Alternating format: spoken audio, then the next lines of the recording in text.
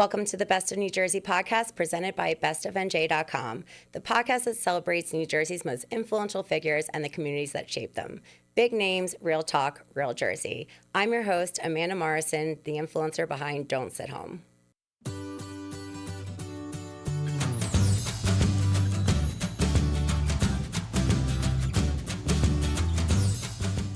Today's guest is artist and my friend, Ricardo Roig. Welcome to the podcast. Thank you so much for having me. This is such a fabulous experience to share with you. And congratulations on this new venture, right? Thank you. It's very exciting. Yeah. So we've known each other for years now. But for our listeners, just tell us a little bit about yourself to start off with. Sure, yeah. So I grew up in New Jersey. I love making art since I was a child in Westfield public schools. And I just kind of pursued it in all aspects of my life, wanting to be a full-time artist. So, I developed my art. I went to school for oil painting in Maryland, in MICA, Maryland Institute College of Art. Left that school, didn't graduate, and transferred to Kean University. And when I went to Kean taught me about that I could use a knife to make art with hand-cut prints. And I was so intrigued and fell in love. And then I also fell in love with my sweetheart then. And so love was all around, and I just pursued it. I was living in Hoboken at the time and taking some classes to finish up my degree. And then I just fell in love with hand-cut printing and been doing it for about 20 years now, or over 20 years. I'm terrible with math, but we opened up an art gallery in Hoboken 11 years ago, and after 2 years, the W Hoboken loved, what I was doing on First Street with Michelle, and they invited us into the hotel to open up a gallery. And it was at that point in the end of 2017, early 2018, that I was able to pursue art full time, and I've been a full time artist since then. And we have art galleries in Hoboken, Westfield, and we're partnering with Christie's to be represented in Montclair soon. So those are the three locations for our galleries. And then I have a big window at the W Hoboken since 2017 where I exhibit my artworks in this wonderful big window to the world, because they have international guests and and so, I have two kids. They're my favorite artists, wonderful wife. I love my life, and I just try to stay in this good vibe so that I can impart, good energy into everybody that I come in contact with, and art's a great way to do that. And so Kean University, full circle, reached out. I was the artist in resident a couple of years ago, and we started a scholarship program for future artists that go to Kean can receive the Roig Family Art Scholarship. So kind of full circle and now beyond. And I could share more about current things, but that was a big answer to a quick question. A little bit about yourself. Well, but I hope that was pretty success. That's somewhat, definitely, yes. I hope we could follow that. Well, let's color outside the lines a little bit. Yeah. Well, let's start from let's go backtrack. Okay, so this is the Best of New Jersey podcast, and you were talking about those schools in Westfield. So you grew up in Westfield? Yeah, I grew up in 1983. My family moved from New York to Westfield. My mom saw the house at the back page of the New York Times and said, "Let's go here." It was either going to be, I think, Westchester or Westfield, and something on the train line, because my father worked in New York. So we moved to Westfield in 1983. I'm 42. Yep, 42. I think, 42. And so I grew up in Westfield, so I grew up in Westfield. I was a teacher in Westfield for a little while after I got the degree at Kean. My wife was like, "Well, what are you going to do now?" I was like, "Be an artist." And she said, "Well, it'd be nice to get a job with benefits so we could get married and have kids." I said, "Sure." And then, so I was always an artist, but just had the day job as the art teacher. And then in Westfield. And then when that opportunity came with the W, my wife said, you got to leave that job I made you get. And I said, well, I'm glad you made me get it because I really love working with the kids. It really brought such a richness to my life. And, it's really funny, full circle too, is yesterday I was working with one of my students from back then, and I'm putting her in a show that I had the opportunity to curate. And so I reached out, and I used to be her like first grade art teacher, and now she's in college in Europe pursuing her art and science. And so, I was an art teacher in Westfield. We opened a gallery in Westfield. We've had that gallery, different locations since 2019. I guess that's 7 years ago. And I think it's really important to kind of like, the community that gave you wings to soar, you share that with them and you help others.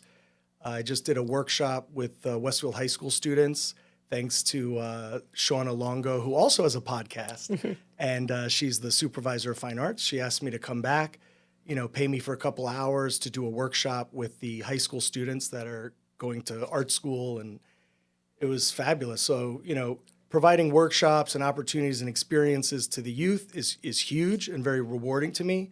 Although I can't do it as a vocation anymore, as a career, I have my full-time art.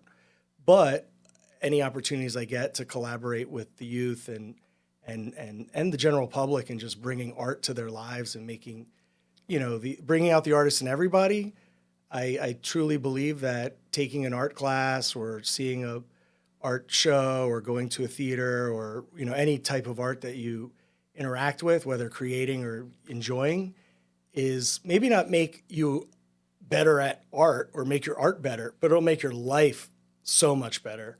It'll make you a better person and in turn create better communities and neighborhoods, because when you have people that are more open-minded and can imagine and be empathetic about thinking about what life is in other people's shoes, we can all get along better, right? Yeah. Art is the glue that I think connects us all and heals. And so it's not just important for me to create art, but also to create opportunities for the general public who may not have made art since they were in kindergarten like me, But yeah, grew up in Westfield, went to Kean, live in Union County. And last year, Union County honored me with a award, a special achievement for human rights for this mural I did for the 75th anniversary of human rights at Kean University. So, you come back to the place that inspired you, you share any way you can, and you try to uplift those and put those in a position to uplift each other and bring out everybody's like superpower, right? And so I'm so pumped to get this time across from you because you have so many superpowers, and this is going to be so enlightening for so many people with you having this stage and this opportunity to reach so many more people, because I love having conversations with you that have always been private. Now they're public, and so many people get to enjoy what you bring out of others too. So I really appreciate that. It's really nice. It's really nice that I'm able to showcase, there's a lot of I'm meeting so many new faces through doing this podcast, but now I also can showcase people that I've known for years. So it's been, through social media in general, through Don't Sit Home. I've met so many people through my walks of life, but it's been nice that it's not been one particular niche. Watching even just your journey, you're so talented. So it's been so interesting even just to not only just see your art, but to learn the process behind it and get to know you as a person as well. But I also didn't know that you were an art teacher too. So I'm learning new things as we're going along. I haven't been I've been a full-time artist for whatever that is, 2017, 18. But I was, when I graduated, Michelle said, if you want to get married, I want you to have a day job and benefits. And then I said, okay. And I said, what should I do? She said, well, why not teach kids art? Because you love art. And I said, great. And it was a fabulous job, but I had to let that go to, as a metaphor, it's like you can swim across the lake with one hand if you have, one hand tied behind your back. You'll do it. You'll put in the effort. But if you have both hands, you can go so much further, so much faster. And so I felt like having the day job just held me back in terms of the time that I could devote to not only creating art, but sharing it with the world. So, but that's not to say someone who has a day job can't be a full-time fine artist as well. You know what I mean? Because it's the effort you put in. And I don't think that just because you have a day job takes away from any of your artistic effort at all. It just, there's only so much time in the day, and having children, you want to be in their lives. So, if you're pursuing your art and having a full-time job, where does that fit in, right? So, yeah, I was a teacher from 2011 to 2017. I'm sure you have inspired a lot of people even through your past teaching too, because you're talking about former students. But when you were growing up, I mean, how was the art scene in Westfield, or did you have any particular teachers that inspired you? Yeah, so I had Honora Conway. She had retired and gotten married. Her name was actually Happy when she got married.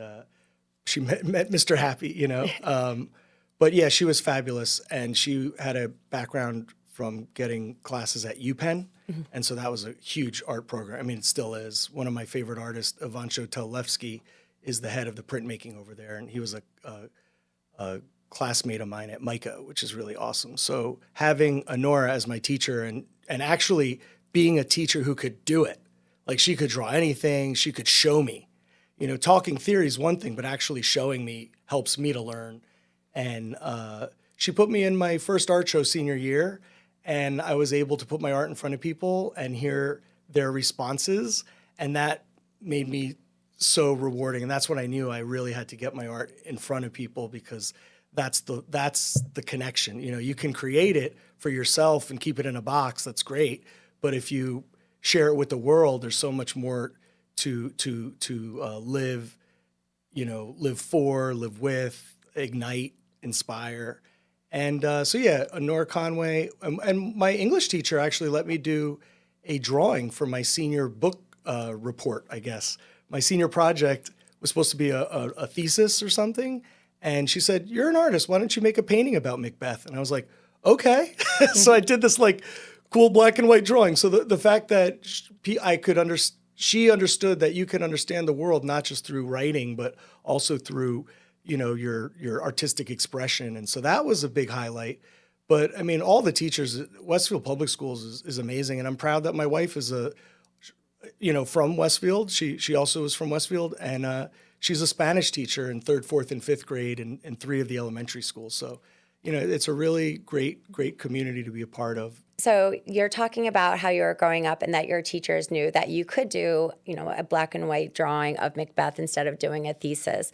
As you were figuring out that you wanted to become an artist, and you're also that you are artistic and talented, how did you find your style, and how has it evolved as you've become a professional artist? Yeah, so before I even went to school, my mom would always throw paint around or draw with me at home when I was 3 months old, 4 months old. So art was something that was just in my nature. Then when I went to public school, they said, "This is what an artist is." And I said, "You could do that for a living?" And they were like, "Yeah, that's an artist." I said, "Sign me up." So in kindergarten, I knew what my goal was to be an artist. So I thought, drawing, painting was my knack. And it still is. I love drawing, painting, 2-dimensional art. But there's 2 tracks. I mean, there's lots of different types of art, but 2 main tracks. Abstract, where you really don't know what you're looking at. You can get a feeling from it, but it could be this, it could be that. Or representational, right? You could see there's a person's face, an animal, a person, place, or thing. So I always knew as a representational artist, and the reason because I want to connect with people. I want to talk to you about the same thing and understand your perspective on it and mine. Sure, you can do that with abstract work, but representing the world around me felt very natural. So how do you do that? Well, painting and drawing.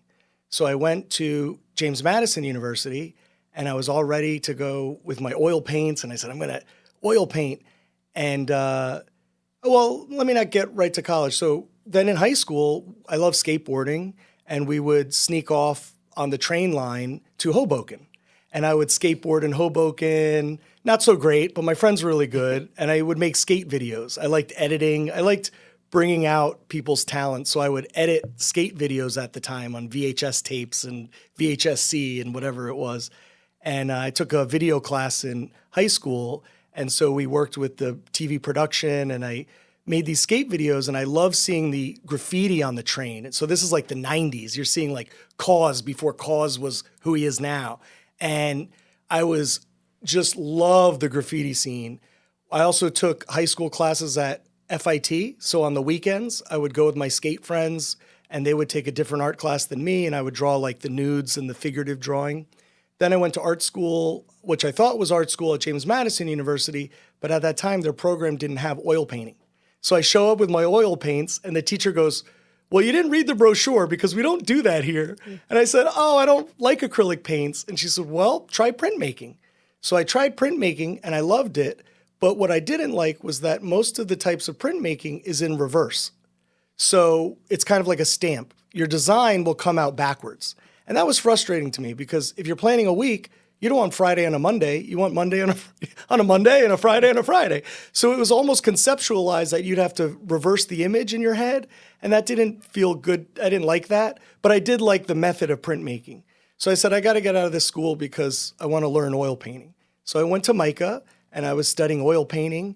And I was in Florence, Italy on a study abroad program. And I got my oil paints there. And I was on the bridge looking at the Ponte Vecchio and I'm painting and I get a call from my mom and she says, you got to come home.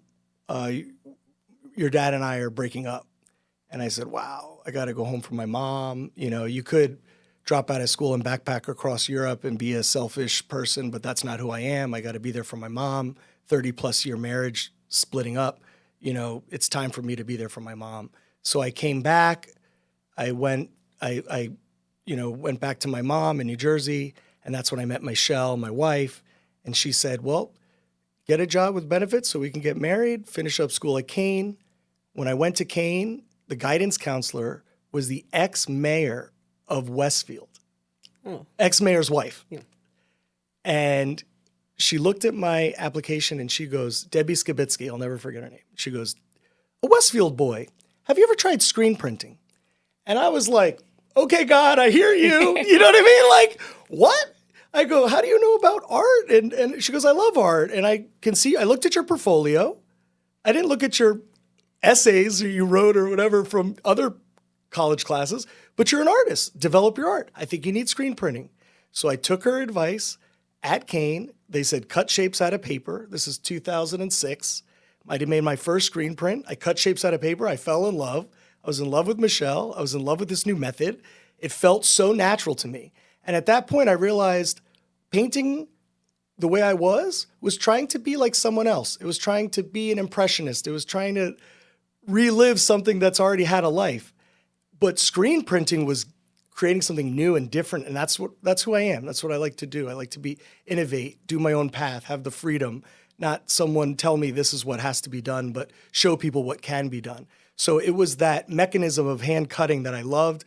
My teacher was like, I gave you one project, you did 10. Here's the keys to the studio. So I was waiting tables at Elysian Cafe. After my shift at 11 at night, I'd drive to Kean. I'd go in the studio. I'd work all night long until I got a studio in Hoboken. And just the hand cut stencil screen print has been my thing since 2006, and that's what the W loved. They said, we've never seen this art before, and we're an art hotel, and we'd love to champion your effort. And I just, still cried tears of joy that people out there with means and the ability to elevate another's life, and that's why I'm so passionate about doing that for others, because it's been done for me. And I think that's the key, is to connect people and to uplift people and to show people that miracles do happen. I'm a living example of one. I mean, if I took that opportunity to stay in Europe instead of being there for my mom, that's not who I am. I'm there for my mom. And I knew it was really sad to leave this oil painting class in Florence, Italy, but it wasn't meant for me. And I didn't feel sad about it. I said, I'm going to be there for my mom. This is the way. And it was. And it led to this technique, which I'm still developing today. And it still develops today. In March of last year, I got a new studio. So I have 2 studios, about to have 3 galleries and 2 studios, but one studio, the new studio's in Westfield. Okay. So I have a gallery on one side of town and a studio on the other. Okay. And that's why whenever we have a meeting, I have to make sure we have the address correct. Right. Because when's your gallery open? Which one? Where are we going? So the studio is a large-scale studio where I can do spray painting in. And I said, Michelle, I'm going to get a big studio and do spray painting because I love doing murals. That also developed in my style. I started doing murals and been doing murals I love murals. And when you ask me about what's going to happen in Hoboken, I'll share about big mural projects. But to finalize where the style is now, I do these large scale stencil spray paint and screen print on canvas. And those have been amazingly rewarding, successful in all aspects of what that word means. And I'm just so happy that something that I just said, I'm going to go with my inspired feeling and action. And my wife was like, go for it. She goes, just focus on that. Don't do anything smaller than 6 feet, because when you work at a new scale, you open up a whole new, group of people and, buyers and collectors and designers and, opportunities to kind of grow into a new, like you with this new medium of podcasting, right?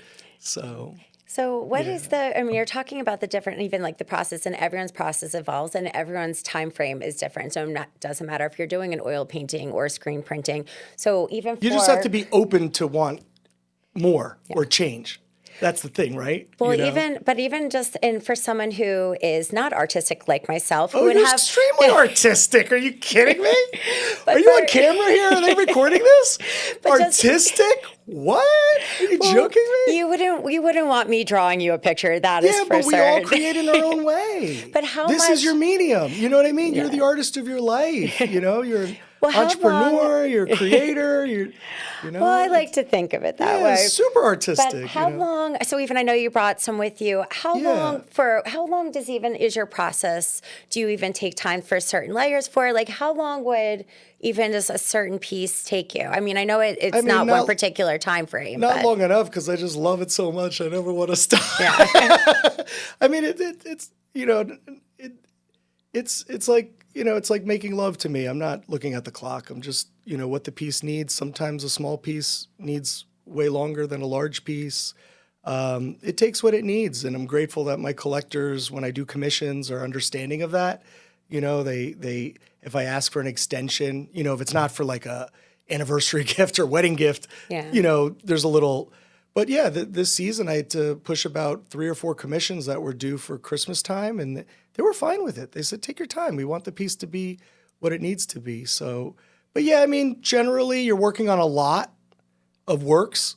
You're not just working on one piece at a time.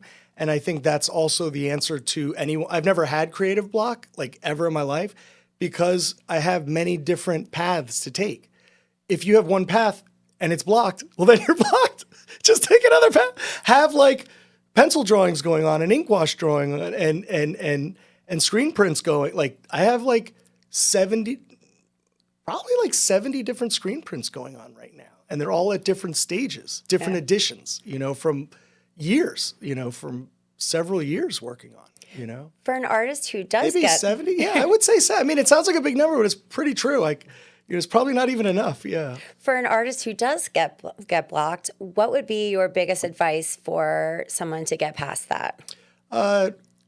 In the immediate moment, go for a walk, exercise your body, move, right? I think that has to do with your central nervous system. I think, when you're walking, you're moving your head, it kind of brings that chi, that energy into your life, because that's what art is. That's all life is energy. So if you're feeling one type of energy, you need to change it.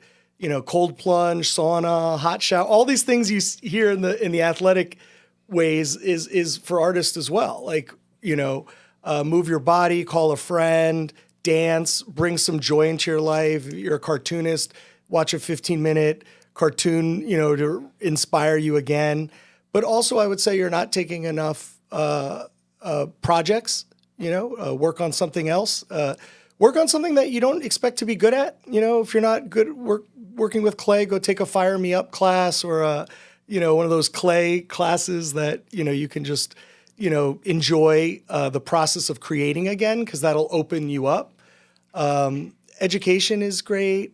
Trying different methods, just taking a break to kind of like reconnect with nature, go for a hike. Those are a great way. Nature is a great teacher. So anytime you can kind of have that moment, it'll open up that flow state again, and then just surrender to it. Close your eyes and draw. Like, you're an artist. Like, don't forget you're an artist. You could do anything you want, and God bless, we live in this country where freedom of speech is freedom of creation. So, just go for it, So for someone who is not an artist, but maybe they use it as an outlet, so as an escape from their 9 to 5, obviously your profession is being an artist. So do you have any things that you do to relax for your free time? I'm all in art. I'm all in art for my career. Outside of that, I'm a family guy. I have a 4 and a 7-year-old son. Happy, marriage. I love my, sisters, my mother and father-in-law, my brother-in-law, so I think great friends. So generally I'll be spending time with my family. We'll be making Legos or puzzling or drawing, or I make screen prints with my kids now. I don't, I just, like to travel, like to go hike. We go for a weekly hike in the woods. But yeah, and then, outside of art, I just try to make opportunities through art with other people. Like, we just opened up a community gallery in Art Cafe, which is a new coffee shop, kids art space with some of my friends, Corey and Esther, in Westfield, New Jersey. And I did a mural on the outside of their building. And on the inside, I'm curating some of my favorite artists. I've never shown other artists in my galleries. So I was like, here's a cool opportunity to curate for other people. So, connecting with other artists and helping them out and sharing experiences and is what I don't know. I don't like watch sports. I don't know. I like reading books. I like being with my family, reading books to them. I don't know. I guess that's the answer. I'm trying to look for I don't know. You know what I mean? Perfect. Like, so many people have so many things, right? And they're like, oh, I do this and that and this, and it's great. I think I'm just art guy, I think it's great if you love what you do and you don't need an outlet, that's a perfect answer as well. Yeah, I think you just follow your joy and make it joyful. It's my life. If I don't want to do the project, I won't. And if it doesn't spark happiness and you get to choose who you work with, you're grateful that you get to work with so many wonderful people and partnerships. We've been partnered with Christie's, the auction house and the luxury real estate brand. It's one, and we've been partnered with them for over a year. I did a talk down for Art Basel last year at the W South Beach with the Jed Foundation, talk about mental health and art and the overlap. And Christy showed up for me down there. It's like you have so much fun with the work you do, and that it's all joy. I'm really happy to live this life. I don't want people to think that it was just handed to you. There was an enormous amount of hard work that still is. It's just that, you can create your future. You really can. You can't predict the future. I think Abraham Lincoln said, you can't predict the future, but you can create it. You can't control everything, but if you take one step at a time over so many years, you'll have many stops along the way. Your destination isn't about, I'm not trying to get anywhere in particular. I'm just trying to enjoy the process of what I love to do and who I work with. But yeah, maybe it'd be good to get some more hobbies. I like to go see art. I like to, go to museums and galleries and things. Go see Broadway plays, things like that. So we have some of your older works here. So let's talk about what went into the inspiration behind these 3 pieces, and then what do you have coming up? Oh, thank you so much. So I figured, you should bring art because it's a visual thing and we're talking about art. So I brought this selection, Pier 13, I thought, because when, Amanda, I'm like, we must have seen each other there a whole bunch.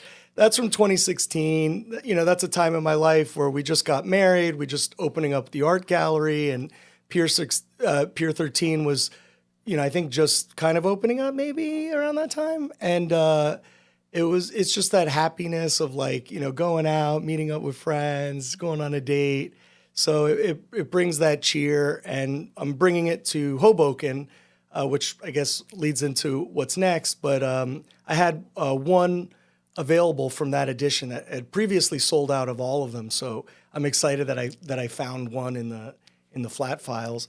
The one here, Lackawanna Lights, is one of my earliest works from Hoboken in 2012, when the Hoboken Historical Museum gave me a solo show. And that was in 2011, 2012. And my father-in-law said, "You can't marry my daughter unless you get your art in a museum." And I was so grateful. He didn't tell me which museum. So the Hoboken Historical Museum allowed me to get married. And then they purchased 10 for their personal or private collection, for the museum's collection, which was like, wow. You know, you have your first solo show that sold out, and 10 of the sales were from the museum. So that they do such great work for the community, and that really matters a lot. And that is also the last available from that edition. And then this one here, Chilltown at Night, is capturing Newark Street. And I showed my work in Jersey City for a really long time, really connected with Rachel, with the historic downtown corporation there. And the mayor of Jersey City, Fulop, has one of my pieces in his home. And I've just gotten a lot of love from, Jersey City and Hoboken. So I figured, why not have them next to each other, So those are kind of like, the range there of why I brought them. Mm-hmm. And I should mention they're all beautifully framed by Evelyn Dunn Gallery in Westfield, New Jersey, who's been framing my work since 2011, 2010. Her family business has been running for 68 years, and she's fabulous, and she makes my work have such a wonderful presentation. So, the art's mine, but the framing is done by Jackie at Evelyn Dunn Gallery. Okay. And Jackie connected me with Kean, and also went there herself and donated the first $5,000 to our scholarship fund. So they're a fabulous family. Oh, that's amazing. Yeah. And your second question, did you want to? What do you have coming up? Yeah. So a lot is going on for the new year. A lot already has happened. This is enormous, and I'm so happy to have this opportunity to share what's coming. So we're working, Christie's loves what we're doing in Westfield, and they want to open one up. So I'm working with the Wright Group, which is Erica and Curtis Wright, and they are starting an art gallery, sales office, showroom on Church Street in Montclair, which is really cool. So they're giving me a solo show coming up soon for that. In Hoboken, I'm partnering with Marissa at Vienna Lane Interiors. So she does a lot of home staging, business staging, a lot on the real estate side, and they use art to activate those spaces. So we'll be sharing our first street gallery there as a new revamp. So after this, I'm going to meet with her. These belong to her new design. Okay. And, it's going to be really cool to share that space with her. It's her first time opening up, kind of like a retail store like this, and an art gallery showroom. And she's recently engaged, which is really exciting to be a part of her life during that. And I'm doing a bunch of murals for Hoboken, which is a big deal for me. Is this the inside scoop? I haven't heard of this yet. This is the inside scoop. Yeah, this is it. One of them will be starting in April or March, as soon as the ice melts and it's above 45 degrees. I'll be hanging out on a building on the side of going up the viaduct. Mm-hmm. So it's a new building there. And the developer, fabulous group of people, fabulous family. And he's a collector of my work from like over 10 years ago.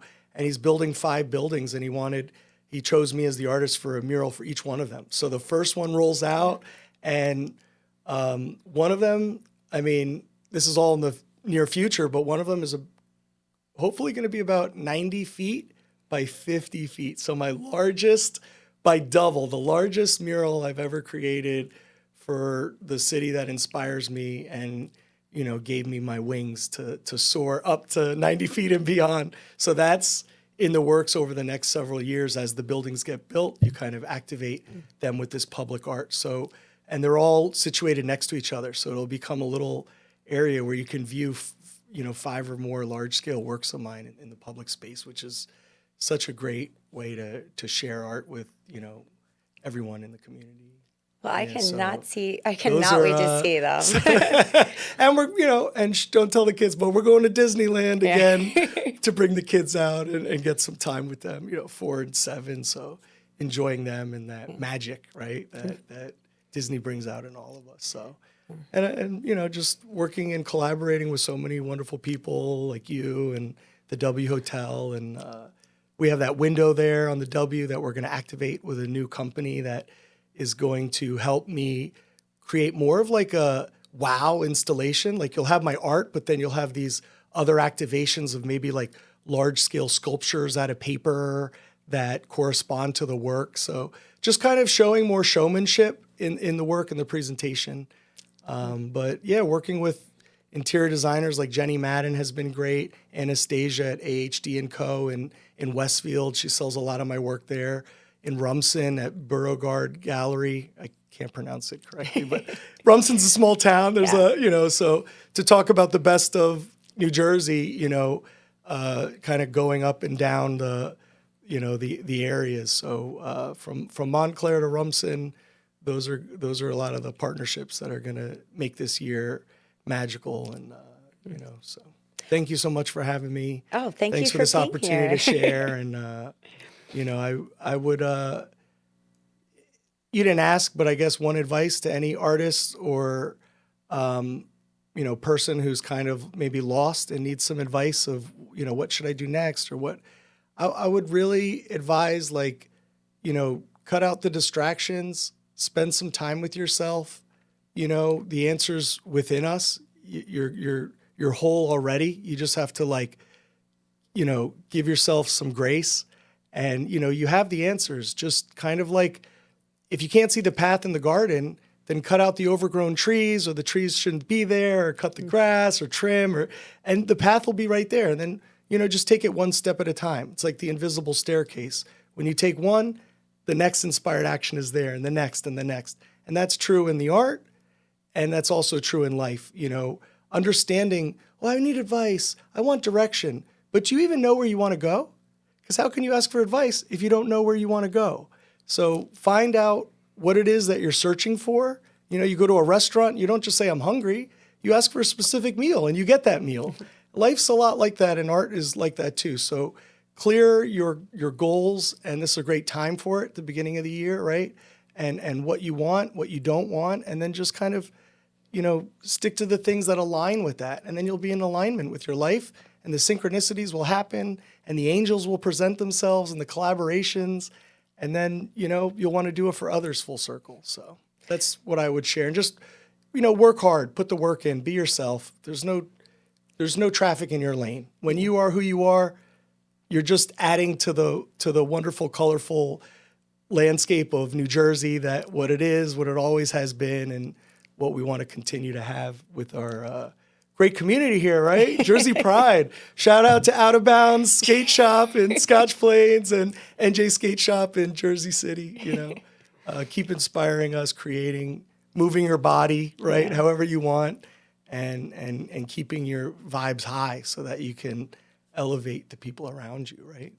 Well, thank you so much for being here. How can people follow you on social media and maybe your website? Oh, sure. Yeah. So my name's Ricardo Roig, but when we did a show in the Hamptons, an interior designer said I should call myself The Collection because I have a variety of types of work. So the handle is ROIG Collection, Roig Collection, RoigCollection.com, at Roig Collection on Instagram. Reach out, info@Roig Collection, email.